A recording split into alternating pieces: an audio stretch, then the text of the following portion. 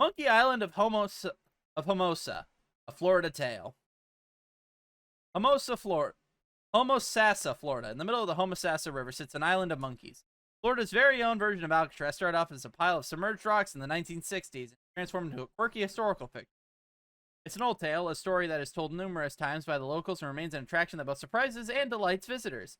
The story of Monkey Island started with a well-known developer sought to fix out two seemingly simple problems. Little did he know that he would create an iconic part of the Nature Coast identity that would stick around decades later. Lighthouse wooden hut, swing ropes, and a palm tree sit on this pile of sand and rocks. Over the years, several monkeys have called it home. The first problem. A Citrus County developer, G.A. Ferguson, nicknamed Fergie, was involved in the establishing of the area of Homosassa River back in the 1950s and 60s, explains American Historic Monkey Island Board. He worked for 36 years until his retirement in 1983. Fergie put together land deals and even created an animals and plants attraction, known today as the Ellie Schiller Homosassa Springs Wildlife Park that's located about 2.5 miles by road from the island. During the 60s, he also worked on the Norris Cattle Company, which owned land in the area, Strait said. At one point, the company was said to about to send Fergie away on business, but before Fergie left Strait explored, he kept himself a pile of rocks in the middle of the river and was causing trouble for the fishermen. Those rocks were shallow enough for the boat to run into and deep enough where fishermen couldn't spot them with the naked eye.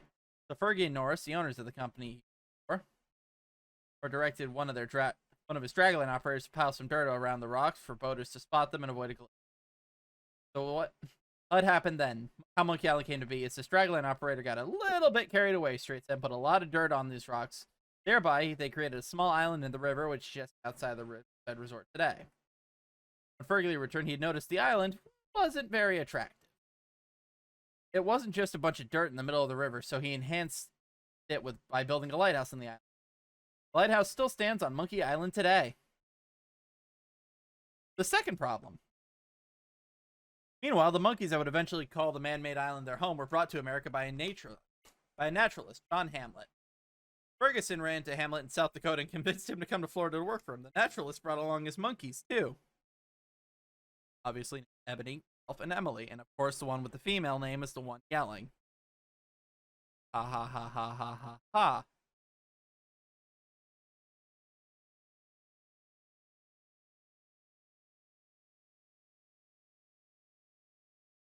Strait said the monkey's purpose was to perfect the polio vaccine back in the 1950s. Well, that escalated quickly. The idea was the monkeys would do like most Floridians, retire after their purpose was satisfied with the polio vaccine. They would retire to the Homosassa Wildlife State Park.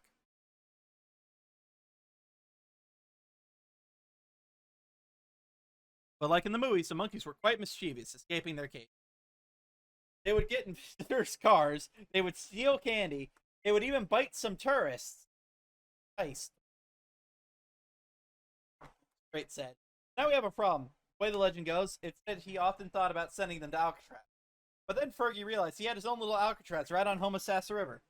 Primates, 3 spider monkeys, and 2 squirrel monkeys moved in, and the Monkey Island we know today was established. A permanent solution, decades later. Today, Monkey Island remains one of the most unique sites along Florida's nature.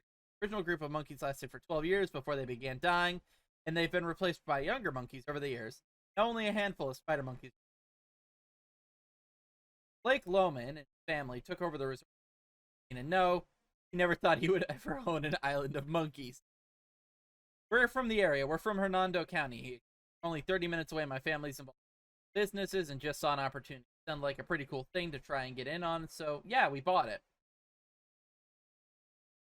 With that ownership, the Lohman family community made big plans to maintain Monkey Island. He said he wants to make sure it can last another decades for future generations of monkeys to live and farm. Owning Monkey Island comes with the guidelines and no. Unlike decades ago, there are now rules and regulations to follow set by the U.S. Department of Agriculture and the Florida Fish and Wildlife Conservation Commission. Owners must follow. To start, food. Monkeys are fed twice a day. Their diet includes fruits, vegetables, and a USDA-approved monkey chow, which blends nutrients they are required to consume. But the fun part is how they fed. Marina staff employees who are cross-trained to feed primate residents pile into a boat and depart for Monkey Island. While they are out there, the employees circle the island looking for any hazards or trash. Then we throw the food to them. Try to scatter around so they can have a dig and play and search. Usually, at least once a week, we try to get on the island and to do any repairs, try to clean up any trash or any hazardous to them. Basically, people kind of throw things on the island, so we have to go and clean up. It's just sad, very sad. He said every day is different. He meets families. His family meets people from every state, every country, all walks of life. They seem pretty shocked if they've never been here before. They see an island right off our property with monkeys on it. He said, you always explain the story how it got there and the history behind it. He said the best way to see Monkey Island is from Florida's Cracker Monkey Bar on the resort property, which is about 30 to 40 yards away.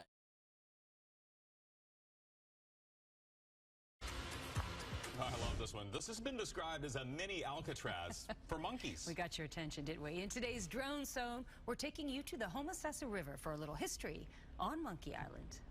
Man, I thought this was just going to be drone footage.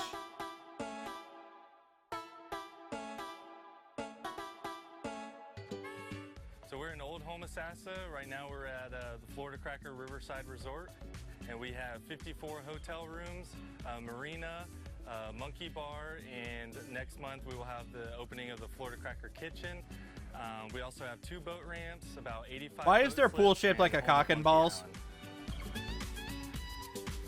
I'm Blake Lohman, and I'm one of the owners of the Florida Cracker Riverside Resort, and also one of the caretakers.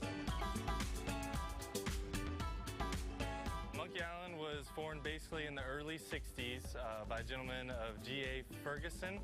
And before what you see today, Monkey Island, there was a bunch of small rocks kind of just peeking over the water surface. Dub, are you speaking from experience with that? He hired a dragline operator to build up some rocks and dirt around the island so no boaters would ruin their props.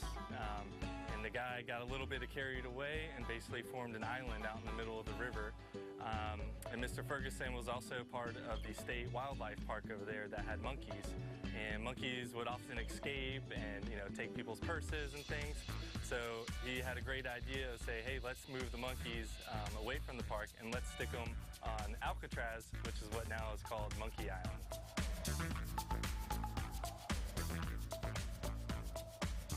So right now there's 3 spider monkeys. Yeah, and you left when you were really young. You were like 8 or something. Ralph is the male, Emily and Ebony are the females, and they're pretty much the inhabitants of the island. Close enough. So yes, we do have pontoon rental boats on property. We have kayaks, paddle boards, double kayaks. Why is this music so good? We also have golf cart rentals, which in Old Homosassa is a golf cart friendly community. So a lot of people you'll see driving around on golf carts, and then we'll also be adding some bike rentals here in the short term. Well, Old Homosassa, it's old, true Florida. Fishing is the main draw here.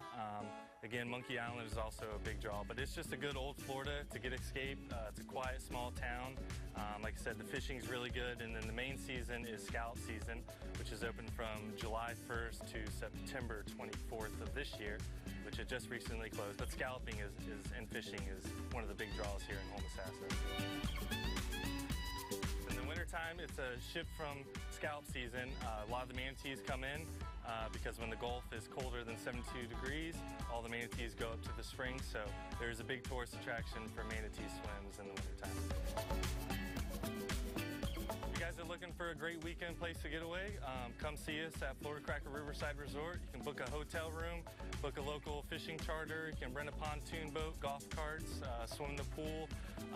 I think you'd really like Old Homosassa. There's a lot of things to do here. Man, I just want to play with the monkeys, but I guess that's not an option. A lot to see, a lot to do. Now, we know a lot of you have drones out there, so if you have some great drone footage, hey, send it to us. Maybe we'll put it on air. You can reach out to us by emailing Fox13 Tampa News at fox.com. Monkey Island, Linda, what do you think?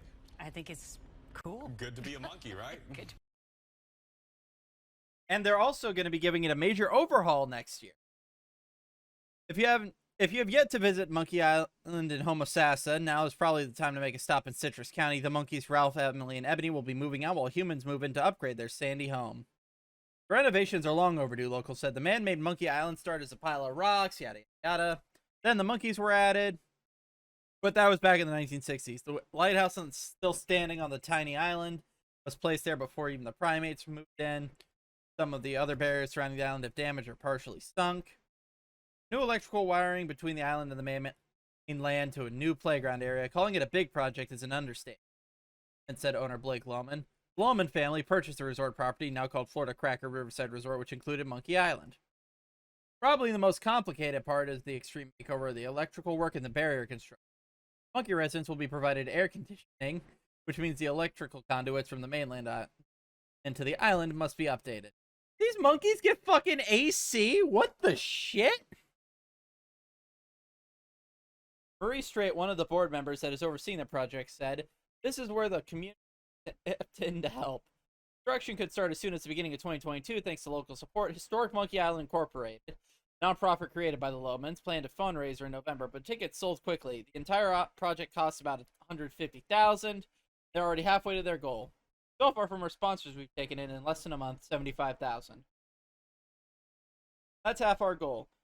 We'll make more of the banquet because we have live auction items and raffle prizes and so forth. We are expecting to make it another $25,000 to $35,000. But assistance from the local won't stop there. Board members also meet up with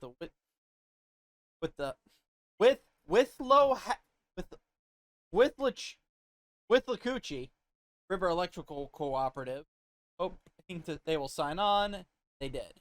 The company will be providing the equipment, manpower, and knowledge. The only cost is the organization of the nonprofit will be the cost of the polls, which will be an estimate $200. We are very fortunate to be able to partner with. The whole island is rock-based, so the other hurdle is true. We have to get a huge auger, for lack of a better, drilled down to the rock, so we can put huge holes for them to. He said the U.S. Department of Agriculture, which is the federal regulations follow to maintain their monkey ownership, has been pushing for a new barrier around the island. That's a pretty big deal because of all the rocks. There's a couple of local dock companies here in Homosassa. He will help Loma.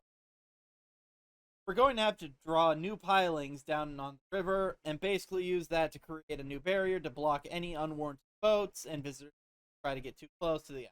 Another logistically important part is the monkeys' home. That's going to be another big one trying to build out there on an island and bring everything in on a boat.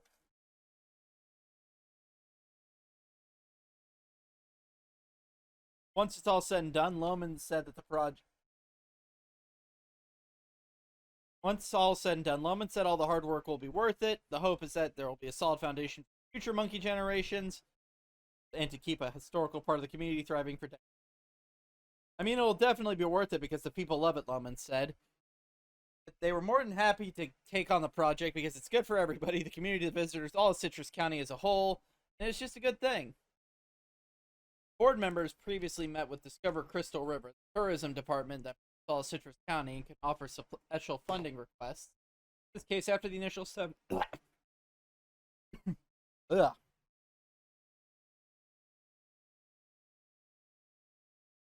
After the initial $75,000 is spent on demolition, electrical poles, barriers, and so on, members sent a funding request to the Discover Crystal River to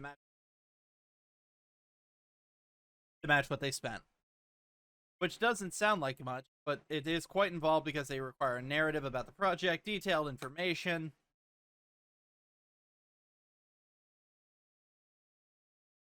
They want to know how tourism is going to benefit from our project, how will work with the tourism industry, Strait explained. I mean, there's a checklist of things we have to comply with. If we make the application, and then they will match us upon approval. The $75,000 will $1,500, $150,000, and we. As for the spider monkeys, they'll be moved to Boyd's Grove, a Spring Hill zoo. And the original lighthouse will be getting some TLC straight. No questions. He said they hopefully completely update Monkey Island by the end of 2022. If you're interested in making a donation, and the organization accepts those all year. The funding goes to the maintenance, monkey food, more. To learn more, head over to the Historic Monkey Island website. That in the chat. Donate. Help the monkeys. They are good boys and girls.